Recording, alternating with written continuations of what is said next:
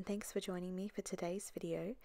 In this video I'll be doing a bit of a review of the Himi Gouache 24 set. There are a number of versions of this paint set with different colours of paints and different colours of palettes as well. This mint coloured palette contains 24 colours, each jelly cup contains 30 ml of paint and also comes with a separate mixing palette and 3 brushes. We have a number 4 round, a number 6 flat and a number 8 filbert. As there is so much paint in this set, it is quite heavy. It weighs about 1.27 kilos, so it is a bit heavy for travel, and you'd probably want to wait till the paint was dry before travelling with this set as well. Although in saying that, I recently did travel with this palette, I was just sure to keep it flat whilst travelling.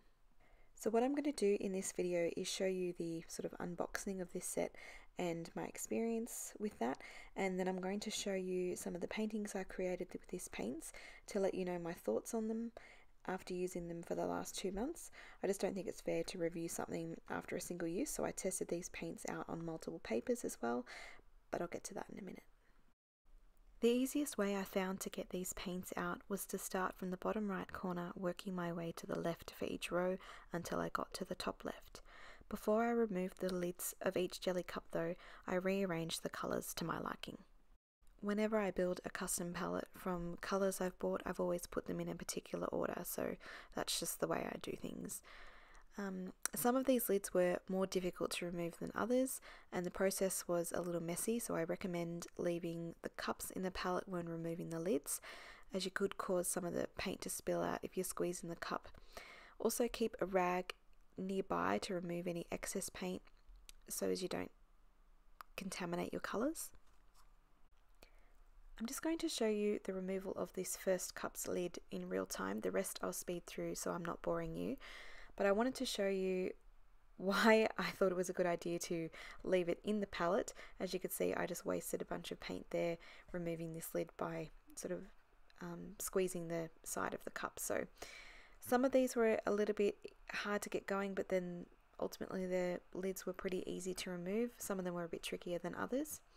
The other thing I realized right here was that that color was not black as I thought it was. It's actually I think it's a Prussian blue, so it's a very dark blue.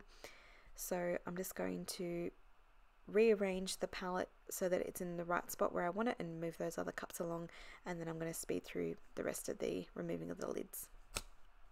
What I love about this palette is how sturdy it is, and that large space for the brushes. You could definitely add a few more brushes than just the 3 that comes with the set. I also love how much paint it holds. You'll be painting for ages with this set. As you can see, that was quite the messy process, but it will clean up pretty easy. So the first thing I'm going to do with my paints is to swatch them out, and I'm going to swatch them out on some white paper and some black paper as well. The white is the Strathmore Vision Mixed Media Sketchbook, and the black is a mixed media sketchbook that I got from my local art store. I honestly don't know the brand. It's quite a thick paper, but very smooth. The first thing I noticed when I was laying down these colours was that the paint was a bit streaky. That could have been the amount of water that I was using, or perhaps the amount of water that's within the gouache in the jelly cup itself. As over the next 2 months of using these paints, I noticed that it was less streaky as time went by when the paint sort of started to dry out a little bit and become a bit thicker. The paint itself didn't dry out in those 2 months by any means. They are still perfectly wet and usable. Even if they had dried out a little bit, I could just add a little bit of water and get them reactivated again. This first little landscape I've done in the Vision Mixed Media Sketchbook by Strathmore as well. I wanted to test this paints out on multiple papers. This is a sort of geometric pattern I've masked out, and I'm going to paint on the black mixed media paper. This was incredibly streaky, and I found it really difficult to cover the black of the paper with this paint for this painting in particular, but as you'll see in one of the later paintings that I do, I use black watercolor paper from Van Gogh, and I had no problem. It was much easier. So perhaps it was the fact that these paints were pretty new and there was a lot of water and using the brush that I used on that smooth paper, maybe it was just something to do with that. This painting was done on the Fabriano Artistico Rough watercolor paper. This paper is a 300 GSM. I had a great time painting this little painting. As you can see, that white gouache painted over all those really dark colors there perfectly. I had no problem painting lighter colors over dark. This behaved exactly how gouache should behave. So this was a very enjoyable process. This here is the Van Gogh watercolor paper I was speaking of earlier. This is black watercolor paper, 300 GSM. I had an excellent time painting this. I really enjoyed the process. This one here, the only thing, and this is probably my only real negative for this palette at all, was the black gouache actually had a bit of a sheen to it. Gouache is supposed to dry matte. It was designed to be used by designers, comic book artists, before the digital age sort of stepped in, so that the paintings could be photographed or scanned without any glare issues. So the fact that this gouache actually has a bit of a shimmer sheen to it, when you tilt it in the light you can see it. You can't really see it here at all. I did paint some straight black over some of those trees just to darken them up a little bit again when I'd lost that black of the paper, but I did discover this sort of black sheen to it, so that's something to be mindful of, that black isn't a matte black as it should be. You actually see it in this painting as well. This one here is done on the Stillman & Byrne Beta Series Mixed Media Sketchbook. This one was very fun to paint as well. Again, the gouache, I had no problems getting it to layer as it should. I went in with some white gouache there so that I could go over that white gouache with a reddy pink kind of colour to bring forth some of that bright highlights that were in the clouds in the sky. I was trying to replicate from the photo reference I was using as best as I could. Again, this is where this black gouache, I had some issues with this sheen to it. If that's my only negative, I really don't think that's a terrible thing.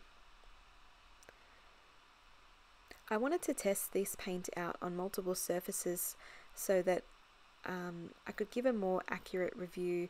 I think especially in mixed media sketchbooks or paper that's not sized as well as like a really nice watercolor paper is, like an Archer's watercolor paper, you don't need to use as much water with gouache often, and you find that you'll get less buckling and that kind of thing, so it's perfect to use in mixed media sketchbooks. This sketchbook here is also from Stillman & Byrne. This is the Delta series though, and that's ivory coloured paper that I'm using. Not that you can tell with the bright light there, I apologise. I was painting this with the windows open, so there was a bit of glare from the windows.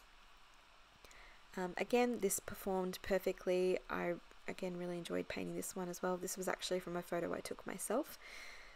The other downside to these paints is that there is no information on the paint's light fast qualities.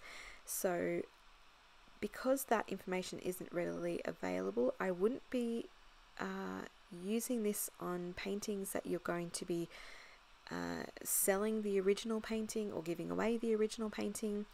This really is more for if you're going to be just using it in your sketchbook, it would be fine, or if you're going to scan the artwork to make prints from, that would also be fine. There's no problem in using the paint at all for those sorts of things, but just for the light fast qualities, I would be concerned that it might not sort of stand the test of time if you're going to be selling the original or giving it to someone for them to put on display in their home.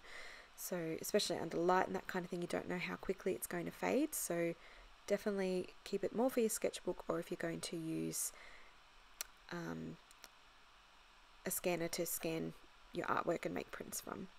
This last painting here was done on Fabriano hot press watercolor paper, so I wanted to show you that it could work perfectly fine on rough watercolor paper, smooth, mixed media, all sorts. Like, it's an excellent paint, very versatile.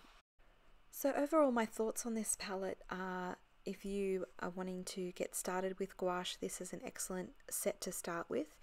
My reason for buying this palette was I have some gouache paint already, but I found using it in half pans, letting it dry out in those, it would crack and crumble very quickly and was really frustrating to use, even though you can re-wet them like you can with watercolor. It was just more hassle, and then if I used them straight from the tube wet, then I found I was wasting a lot of paint.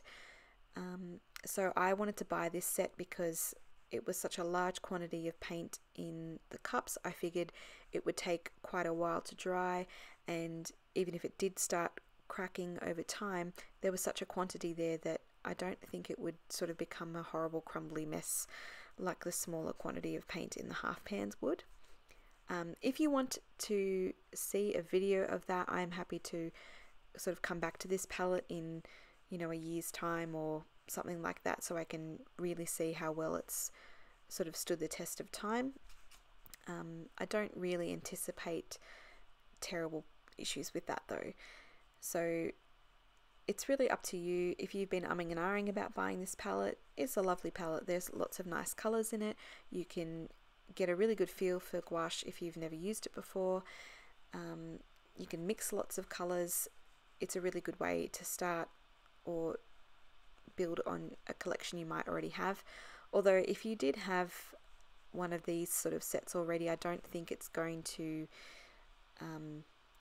be terribly different to what you already have. So just be mindful of that if it's something that you are looking at. Overall, I thoroughly enjoyed every single painting that I created with this palette, and I'll definitely be keeping it on my desk to use for future paintings as well. Anyway, thank you for watching. I hope you found this video helpful if it's something that you've been looking at. If you're new to gouache and you wanted to have a bit of an understanding of the paint or this palette in particular, I hope you found that helpful. And if you have any questions, please feel free to leave them down in the comments below. I'd be happy to answer them to the best of my ability. And don't forget to hit like and subscribe if you want to see more content from me, if you found this video helpful. And just have a good day. Stay safe, be kind to one another, and enjoy your painting. I'll see you in the next video. Bye.